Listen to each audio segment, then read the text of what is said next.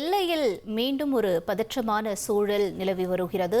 எல்லையை கடக்க முயன்ற பாகிஸ்தானியர் ஒருவர் சுட்டு கொலை செய்யப்பட்டிருக்கிறார். முக்கிய செய்தியாக பார்த்துக் கொண்டிருக்கிறோம். விவரங்களை எமது செய்தியாளர் பாரதி ராஜா வழங்கிட கேட்போம். பாரதி ராஜா, வணக்கம். இந்த பாகிஸ்தானியர் சுட்டு கொலை செய்யப்பட்டதற்கான காரணம் என்னவாக சொல்லப்படுகிறது? எல்லையில் இருக்கக்கூடிய சூழல் என்ன? கண்டிப்பாக பெஹல்காம் தாக்குதலுக்கு பிறகே இந்திய எல்லையில் கடுமையான கட்டுப்பாடுகள், தீவிரமான கண்காணிப்பு ஆகியவை நடைபெற்று வருகிறது, அனைவரும் அறிந்தது. இந்த நிலையில தான் பஞ்சாப்ல இருக்கிற ஃபெரோஸ்பூர் அப்படின்ற பகுதியில இந்திய பாகிஸ்தான் எல்லையில பாகிஸ்தானை சேர்ந்த ஒரு நபர் இந்தியாவுக்குள் நுழைய முயன்றிருக்கிறார். அதை எல்லை பாதுகாப்பு படை, அதாவது BSF அப்படின்ற எல்லை பாதுகாப்பு படையினரும் பார்த்திருக்கிறார்கள். அவர்கள் எச்சரித்திருக்கிறார்கள் இந்தியாவுக்குள் நுழையக்கூடாது என்று. ஆனால் அவர்கள் எச்சரிக்கையும் கேளாமல் அந்த நபர் இந்தியாவுக்குள் நுழைய முயன்றிருக்கிறார். அவர் தற்போது எல்லை பாதுகாப்பு படையினரால் சுட்டுக் கொல்லப்பட்டிருக்கிறார். அவர் யார், என்ன என்ற விவரங்கள் தற்போது தெரிவிக்கப்படவில்லை.